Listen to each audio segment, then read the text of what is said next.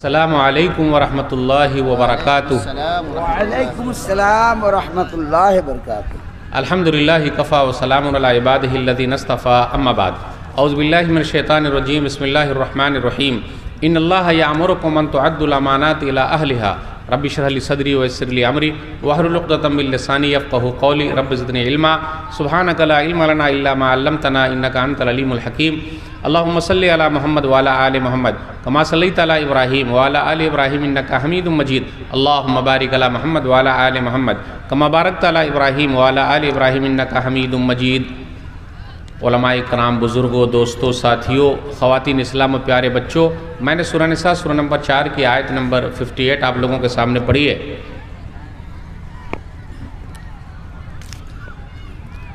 इस मुनासिबत से आज मेरी तकरीर का उन्वान है अपना मामला साफ़ रखो।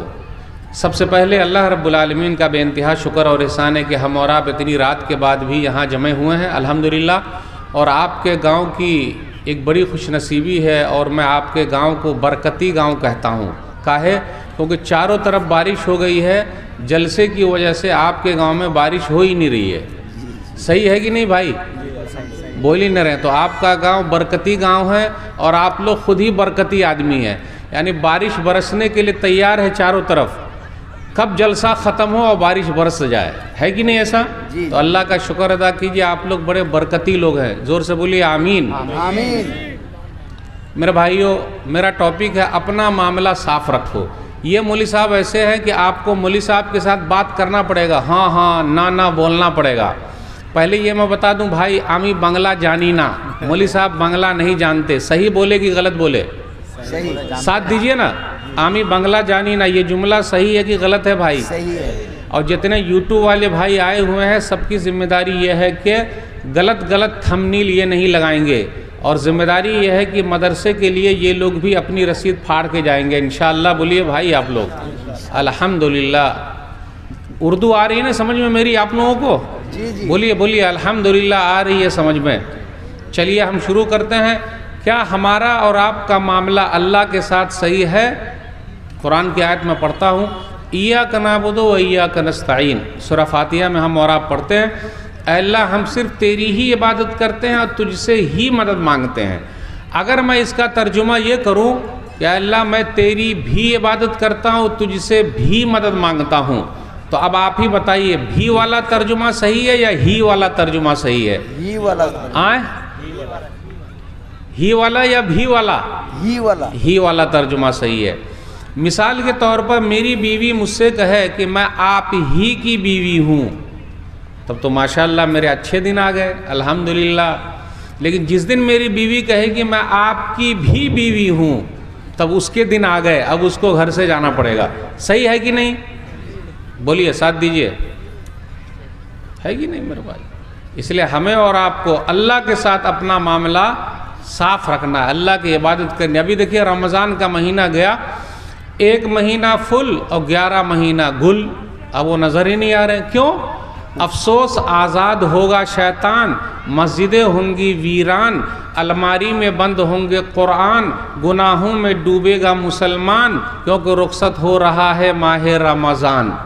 जब रमज़ान का महीना चला गया तो आज़ाद हो गया शैतान, मस्जिदें हो गई वीरान, अलमारी में बंद हो गए कुरान, गुनाहों में डूब गया मुसलमान, क्योंकि रुखसत हो गया माह रमज़ान। है कि नहीं ऐसा? जी। मेरे भाइयों, अल्लाह के साथ अपना मामला साफ़ रखिए। रसूलुल्लाह सल्लल्लाहु अलैहि वसल्लम के साथ भी हमें और आपको अपना मामला साफ़ रखना है। एक हदीस पर गौर कीजिए, सही मुस्लिम किताबुल अशरिबा हदीस नंबर 20-21। एक आदमी नबी सल्लल्लाहु अलैहि वसल्लम के पास था और बाएं हाथ से खा रहा था, तो नबी सल्लल्लाहु अलैहि वसल्लम ने फरमाया राइट हैंड, दाएं हाथ से खा। तो उसने क्या कहा? लस्ततात, मैं ताकत नहीं रखता। तो नबी सल्लल्लाहु अलैहि वसल्लम ने फरमा दिया लस्ततात, जा तुझे कभी ताकत मिले ही नहीं। उसने तकब्बुर से ऐसा कहा, तो जब तक वो ज़िंदा रहा उसका दायां हाथ मुंह तक कभी उठा ही नहीं। इसलिए मेरे भाइयों, नबी सल्लल्लाहु अलैहि वसल्लम की किसी भी सुन्नत को हम और आप मामूली न समझे, अपना मामला साफ़ रखें। क्या हमारा और आपका मामला मदरसे के साथ, मौली साहब के साथ, मस्जिद के साथ अच्छा है, मार्केट के साथ अच्छा है? एक सवाल है। मस्जिद हमारे यहाँ है अल्हम्दुलिल्लाह, मस्जिद में हम और आते हैं, वज़ू बनाते हैं, पेशाब पाखाना करते हैं, फिर मस्जिद में कालीन भी है, किसी किसी मस्जिद में एसी भी है, किसी किसी मस्जिद में पंखा भी है, सबसे हम और आप फ़ायदा उठाते। मस्जिद को क्या देते हैं हम और आप? अब आप ही बताइए क्या देते हैं। जितने लोग यहाँ बैठे हुए हैं, अल्लाह की कसम कहता हूँ, मैं इन लोगों से पैसे नहीं मांगता। मेरा अंदाज़ अलग है, मैं पैसे नहीं मांगता हूँ। मैं सिर्फ खैनी, बीड़ी, सिगरेट, तंबाकू, इसके पैसे मांगता हूँ। बोलिए आप लोग तैयार हैं? मैं पैसे नहीं मांग रहा हूँ जेब से। बीड़ी, सिगरेट, तंबाकू, खैनी, गुटखा, पान पराग, कितने लोग यहाँ तकरीर भी सुन रहे हैं और खैनी भी खा रहे हैं? खा रहे कि नहीं खा रहे हैं? सिगरेट के ऊपर लिखा हुआ भी है कि ये कैंसर होता है इससे, लेकिन फिर भी पीते हैं लोग। तो जब दज्जाल आएगा उसके सीने पर भी लिखा होगा काफिर, फिर भी लोग उसके पीछे चलेंगे। तो मेरे भाइयों, बीड़ी, सिगरेट, तंबाकू, खैनी, गुटखा, पान पराग हम और आप खा रहे हैं। हम में से जो भाई खा रहे हैं, चाय तो पी ही रहे हैं। अच्छा आप लोग बताइए, आप लोगों के यहाँ चाय कितने में मिलती है? 5 रुपए में कि 10 रुपए में? 10 में भी मिलती है, 5 में। लग रहा मेरी उर्दू नहीं समझ में आ रही है, कुछ लोग बोल ही नहीं रहे। रे भाई 5 रुपए में कि 10 रुपए में? 5 रुपए मिलती है। कम से कम एक दिन में 10 को चाय तो पी जाते हैं हम और आप, या 5 को तो पी ही जाते हैं। हफ्ते भर में एक एक चाय कम कर दीजिए और वही पैसा मस्जिद को दे दीजिए। मैं आप लोगों से पूछता हूँ कि अगर मस्जिद में 200 लोग आते हैं और चाय और बीड़ी, सिगरेट, तंबाकू, खैनी, गुटखे का पैसा लाके गले में डाल देते हैं, तो एक जुमा में 200 के हिसाब से अगर 100 रुपया डाल दिया तो कितना हो जाएगा? कितना होगा भाई हिसाब?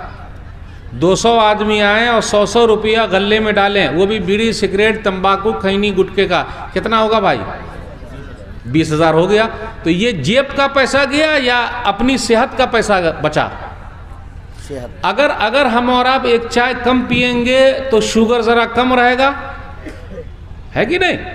तो मेरे भाइयों, अगर इसको बचाइएगा तो अपनी मस्जिद में काम आएगा, तो आपकी मस्जिद मालदार हो जाएगी। तो पैसा जेब से देने की ज़रूरत नहीं है, पैसा सिर्फ सेहत को बचाने के लिए देने की ज़रूरत है, बस ख़त्म। आपकी मस्जिद मालदार हो जाएगी अल्हम्दुलिल्लाह। मेरे भाइयों, हमारा मदरसा, अब आप ही बताइए, आपके गांव में मदरसा है, दूसरे गांव वाले का नाम होगा क्या? अब यूट्यूब वाले सब दिखाएंगे, सब कुछ करेंगे, मस्जिद हो, मदरसा हो, कुछ भी हो। अब आप ही बताइए, आपके गांव का नाम होगा या मौलवी साहब के गांव का नाम होगा या यूट्यूब वाले के गांव का नाम होगा? किसका नाम होगा भाई? या जो लोग करा रहे हैं उनका नाम होगा? पूरे गांव का नाम होगा भाई। पूरा गांव पूरी दुनिया में रोशन होगा। ये जो जलसा हो रहा है, यूट्यूब पर जाएंगे, सब आप लोगों का नाम। यूट्यूब वाले को चाहिए ना, ज़रा फ्रेम इधर भी घुमाया कीजिए भाई। आप लोग सिर्फ मौलवी साहब को दिखा रहे हैं, ज़रा फ्रेम उधर भी दिखाने का, उन लोगों को भी। तो आप लोग भी ज़रा प्लीज़ एक्सक्यूज़ मी देखिए, तो ज़रा उन लोगों को भी दिखाइए, तब ना अच्छा लगेगा, पूरी दुनिया में लोग देखेंगे, है कि नहीं?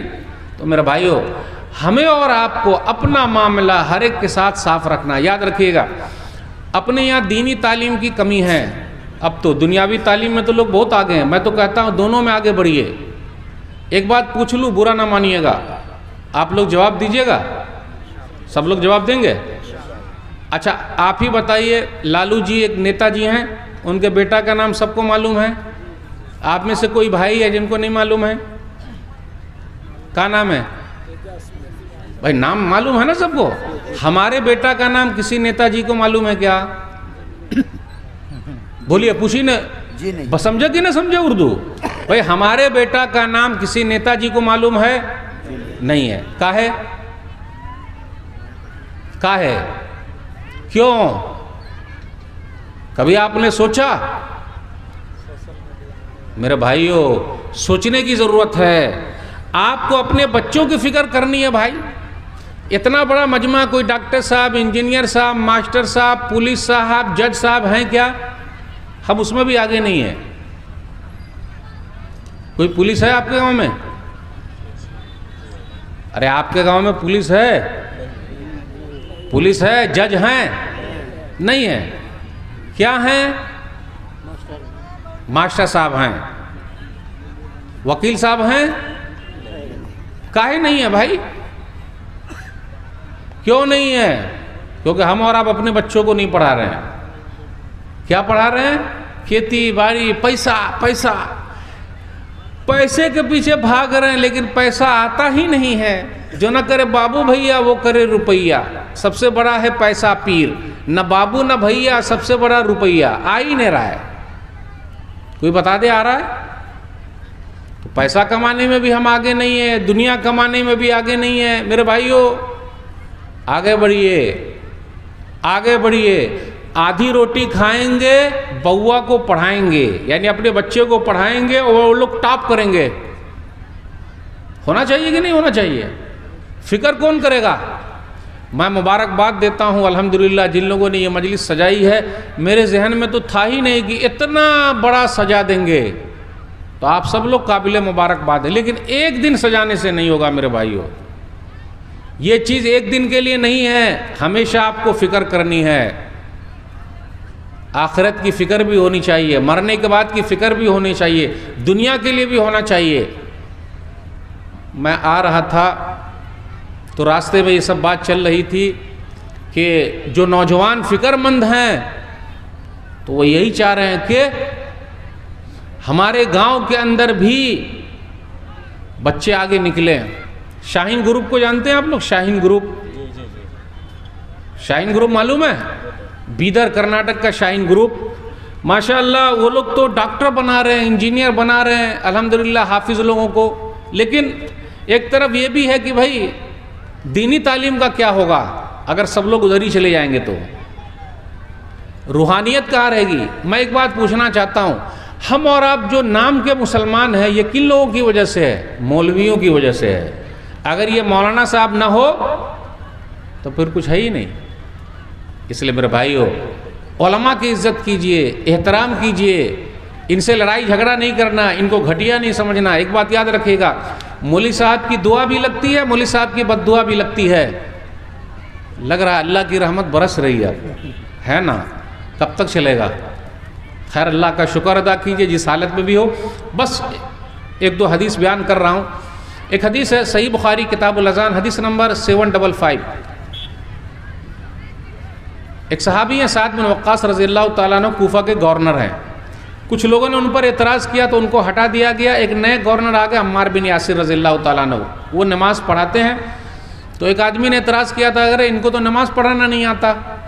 साद बिन वक्कास रज़ियल्लाहु ताला अन्हु को अपने में से भी कुछ लोग हैं, अरे मौली साहब को कुछ आता ही नहीं, आ ही नहीं रहे हैं, मौली साहब कहाँ हैं? कितने लोग मौली साहब ही के पीछे पड़े हुए। अच्छा ये मौली साहब गाड़ी पर काहे चल रहे हैं? बस चलिए आप क्या करेंगे? बस बात यही ख़त्म करें। अल्लाह से दुआ है अल्लाह रहमत जो बरस रही है बस हम लोगों के लिए बरखा बरसा दे।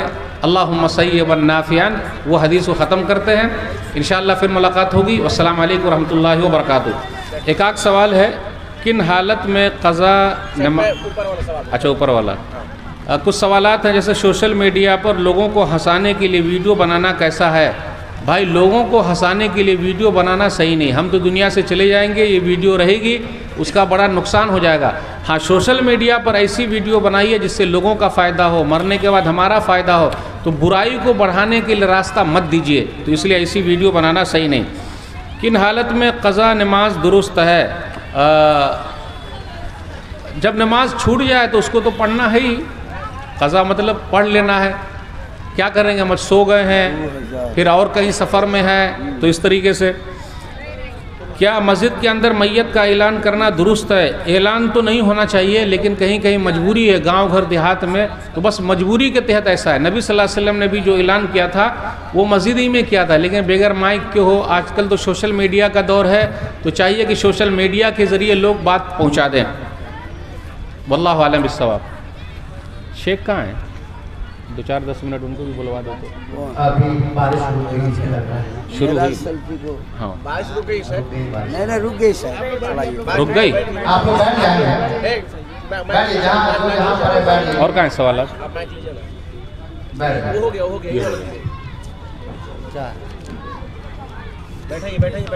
बैठिए। चलिए बैठिए बैठिए। दो तीन सवाल है। क्या मैयत को दफनाने के बाद एक साथ हाथ उठाकर दुआ कर सकते हैं या नहीं? ये बहुत गंभीर सवाल है। ये सवाल हर जगह आता है, हर जगह आता है मेरे भाइयों। असल में क्या है, हदीस है। बैठो बैठो बैठिए भाई, सवाल जवाब का समय चल रहा है, बैठ जाए। इसके बाद फिर तकरीर शुरू होगी, एक और मौका है उनको भी सुनना है, बैठ जाए। मेरा सब बोला बुला लीजिए। असल में क्या है कि एक हदीस है अबू दाऊद शरीफ की कि अपने भाई के लिए दुआ करो साबित कदमी की, क्योंकि अभी उनसे सवाल किया जाने वाला है, पूछा जाने वाला। ये हदीस है, इस्तग़फिरू लिअख़ीकुम, कि अपने भाई के लिए दुआ करो। दुआ तो है, लेकिन मसला है कि दुआ का सिस्टम कैसा होना चाहिए। अब आप लोग के क्या रिवाज है ये नहीं पता मुझे, लेकिन कहीं कहीं पर ये रिवाज है कि लोग दुआ ही नहीं करते हैं। ठीक है, इमाम साहब बोले और सब आमीन आमीन आमीन आमीन, वो वाला सिस्टम नहीं है। लेकिन ये तो हो कि जैसे हमने मिट्टी दे दी तो हम अकेले ही दुआ करके आ जाएं, लेकिन दुआ तो करें। कहीं कहीं तो ये हो रहा है कि मिट्टी दिया और भागे। अब आप लोग के यहाँ क्या ये पता नहीं मुझे, मिट्टी दिया और भागे। अरे भाई तो फिर दुआ कब होगी? मुर्दों के लिए दुआ कब होगी कि अल्लाह ताला साबित कदम रखे? कैसी दुआ? आपको नहीं आ रही अरबी में तो दुआ कीजिए कि अल्लाह भी सवाल जवाब जो होगा तो आसानी पैदा कर दे, अल्लाह जन्नतुल फिरदौस में जगह दे। कम से कम 2-3 तो बोल के आइए भाई। हाँ, इमाम साहब बोले और सब आमीन आमीन का ऐसा नहीं है, लेकिन अकेले अकेले तो पढ़ के आना है, वो कब कीजिएगा? इस हदीस पर अमल कब होगा? तो मिट्टी चलती रहे, आप दुआ करके निकल जाइए, लेकिन दुआ ज़रूर कीजिए। इज्तिमाई दुआ के बारे में मुझे कोई हदीस नहीं मालूम, लेकिन अकेले अकेले दुआ तो है। अल्लाह हम सबको तौफीक दे। ठीक।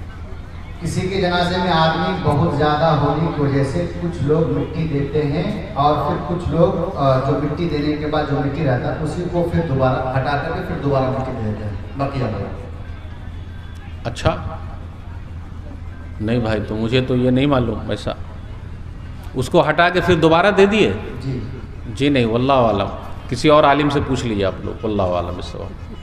और कुछ जगह ऐसे होते हैं कि मिट्टी देने के बाद जितने आदमी दे दिए उसके बाद सब बोलते हैं कि आप भाई चले जाइए, आपको मिट्टी देने की जरूरत नहीं है। हाँ, तो आप दुआ करके चले जाएं, सबसे अहम चीज़ है। जनाजे में शरीक हो गए, दुआ करके चले जाएं। मिट्टी देने। हाँ, क्या हाइज़ा औरत कुरान को मसहफ के साथ पढ़ सकती है या नहीं? देखिए, इसमें भी जो मसला है, जहाँ तक हदीस का छूने का मसला, आप कोई टीचर है उसको तो पढ़ाना है ही, तो बगैर छुए हुए पढ़ सकती है उसको, क्योंकि वो 5-6 दिन 7 दिन तक का उनका मसला है, तो टीचर है उनको पढ़ाना है, तो ठीक है, हाथ ना लगाए, वैसे ही पढ़ ले, पढ़ा दे। अल्लाह शेख को बुलाइए, शेख को बुलाइए ना, आप मेरा साहब जरा ऐलान कीजिए ना। हाँ, ऐलान कीजिए। किसी को भेज दीजिए ना, क्या वो थोड़ी सुन पाएंगे, किसी को भेज दीजिए ना। जब तक मैं पढ़ूं, वो हदीस मैं सुनाया ही नहीं, वो हदीस सुना देता हूँ। बुखारी शरीफ की वो हदीस है, किताबुल अज़ान, हदीस नंबर 755 कि एक इमाम साहब को हटाया गया, दूसरे इमाम साहब को लाया गया। तो जो इमाम साहब को हटाया गया वो साद बिन वक्कास रज़ियल्लाहु ताला अन्हु थे। तो एक आदमी ने इल्ज़ाम लगा दिया कि अरे ये सही तरीके से नमाज नहीं पढ़ाते। तो अपने यहाँ भी कुछ लोग हैं जो मौलवी साहब के पीछे ही पड़े हुए हैं। याद रखिएगा मेरे भाइयों, हम और आप सिर्फ एक ही मर्तबा मौलवी साहब के आगे जा सकते हैं, वरना हमेशा हमें मौलवी साहब के पीछे ही रहना पड़ेगा। एक मर्तबा आगे कब जाएंगे बताइए? मरने के बाद। नहीं, उन लोग से पूछते हैं। मौलवी साहब से आगे एक ही मर्तबा जाना है, वरना हमेशा मौलवी साहब के पीछे ही रहना है। बताइए कब आगे जाइएगा? जब हम मर जाएंगे तभी आगे रहेंगे और इमाम साहब पीछे खड़े होकर नमाज पढ़ाएंगे, वरना ज़िंदगी भर हमें इमाम साहब के पीछे रहना पड़ेगा, है कि नहीं? इसी में हमारी भलाई है। निकाह यही पढ़ाते हैं, जनाजा यही पढ़ाते हैं, कर रहे कि नहीं कर रहे हैं मेरे भाइयों? परेशानी में यही काम आते हैं। तलाक उलाक का मसला हो तो यही हल करते हैं। हर चीज़ तो मौलवी साहब ही करते हैं, और कितने लोग बोलते हैं मौलवी साहब ने कुछ किया ही नहीं। मौलवी साहब की दुआ भी लगती है, मौलवी साहब की बद्दुआ भी लगती है। तो ये मौलवी साहब खड़े हो गए, इमाम साहब भी हैं, साद बिन वक्कास रज़ियल्लाहु ताला अन्हु, कह रहे इसने इल्ज़ाम लगाया कि मुझे नमाज पढ़ाना नहीं आता, या गलत इल्ज़ाम लगाया, तो अब बद्दुआ कर दिया गया, अल्लाह ये आदमी जो है अपने दिखावे के लिए खड़ा हुआ है, तो इसकी उम्र लंबी कर दे, इसकी फ़कीरी को बढ़ा दे और इसको फितने में डाल दे। कुछ दिनों के बाद क्या हुआ, वो आदमी बहुत बुरा हो गया, ये भौं के बाल अंदर घुस गए, और उसके बाद रोड पे चलता था और लड़कियों को छेड़ता था। तो कहा ये इमाम साहब की बद्दुआ लग गई। इसलिए मेरे भाइयों, इमाम साहब की दुआ भी लगती है, इमाम साहब की बद्दुआ भी लगती है। तो अगर आप में से किसी भाई का कोई मामला कोई मौलवी साहब के साथ हो, इमाम साहब के साथ हो, उसको हल कर लीजिए, अपना मामला साफ रखिए मेरे भाइयों, कोई कुछ करने वाला नहीं। हम में से कुछ भाई ऐसे हैं जो दूसरे का खाए बैठे हैं। वो कैसे? सिर्फ दूसरे के ऊपर नज़र है। कैसी नज़र है भाई? बाजू वाला, इधर वाला, उधर वाला। अब आप लोग क्या बोलते हैं ये पता नहीं मुझे। दो खेत के बीच में जो आड़ी होती है उसको आप लोग आइल बोलते हैं या आड़ी बोलते हैं? आइल बोलते हैं, आरी। पहले मोटी मोटी होती थी, अब पतली पतली हो गई है। पता है आपको क्यों? इधर से भी मार रहा, इधर से भी मार रहा, और मार मार के एकदम पतला कर दिया, और पतला कर करते आरा बना दिया। आरा, लकड़ी काटने वाला आरा होता ना, कितना पतला, वैसा एकदम बना दिया है।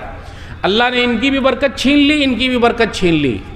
इसलिए मेरे भाई, अगर एक बित्ता किसी का ले लिया, कितने लोग ऐसे हैं मस्जिद का, मदरसे का, कब्रिस्तान का, पड़ोसी का, दिस का और डैट का लिए बैठे हैं। कल क़यामत के दिन यही गले का तौक बन जाएगा। हदीस के अंदर सही मुस्लिम किताबुल मसाक़ात हदीस नंबर 1610। अरवा एक औरत है, लेडी भी दबंग होती है। मुखियाइन है कि नहीं आप लोग की तरफ पता नहीं, लेडी भी मुखियाइन होती है, दबंग होती है, लेकिन हर एक ऐसी नहीं होती। सिर्फ मर्द लोग ही दबंग नहीं होते, लेडी भी दबंग होती है। तो एक औरत है अरवा, उसने सईद बिन ज़ैद रज़ियल्लाहु ताला अन्हु के घर पर कब्ज़ा कर लिया। उनका घर था, उन्होंने बनाया, तो उस लेडी ने कहा नहीं ये घर मेरा है, उन्होंने कहा नहीं ये तो मेरा है। बिल आखिर क्या हुआ, उसने कब्ज़ा कर लिया। सईद बिन ज़ैद रज़ियल्लाहु ताला अन्हु सीधे साधे आदमी, उन्होंने एक हदीस सुना दी, मन अख़ज़ शिब्रन मिनल अर्ज़ बिग़ैर हक़्क़ तुव्विक़हु मिन सब'i अर्ज़ीन यौमल क़ियामा। जिसने एक बित्ता ज़मीन किसी की ले ली, कल क़यामत के दिन 7 ज़मीनों का तौक बनाकर गले में डाल दिया जाएगा। कितने भाई ऐसे हैं जो अपनी बहन का खाए बैठे हैं, भाई का खाए बैठे हैं, पड़ोसी का खाए बैठे हैं, मस्जिद का खाए बैठे हैं, मदरसे का खाए बैठे हैं, कब्रिस्तान का खाए बैठे हैं, और नदी नाले का भी खाए बैठे हैं। ज़मीन को पाट पाट के भर भर के दुकान बना रहे हैं, मकान बना रहे हैं। ऐसी कमाई हलाल है? जी नहीं मेरे भाई। सरकार की ज़मीन ही क्यों न हो, हम और आप सरकार की ज़मीन पर भी कब्ज़ा नहीं कर सकते, चाहे जो हो जाए। और जिसने एक बित्ता ले लिया, कल क़यामत के साथ ज़मीनों का तौक बनाकर गले में डाल दिया जाएगा। अब ये औरत नहीं मानी तो इन्होंने बद्दुआ कर दी, ऐ अल्लाह ये औरत अगर झूठी है तो इसको अंधी बना दे और इसके घर को ही कब्रिस्तान बना दे। बिलाखिर कुछ दिनों के बाद वो औरत अंधी हो गई और अपने घर में चल रही तो सीधा कुएं में जाके गिर गई। तो मेरे भाइयों, इससे ये पता चला हमारा मामला साफ़ होना चाहिए। हम और आप किसी से कोई चीज़ न लें, किसी को धोखा न दें, किसी को परेशान न करें, वरना हमारा नुकसान होगा। ये चंद बातें मैंने आपके सामने रखी। अल्लाह से दुआ है अल्लाह हम सबको अपना मामला साफ़ रखने की तौफीक दे। आमीन। वस्सलामु अलैकुम वरहमतुल्लाहि वबरकातुहू। शेख जल्दी बुला लीजिए।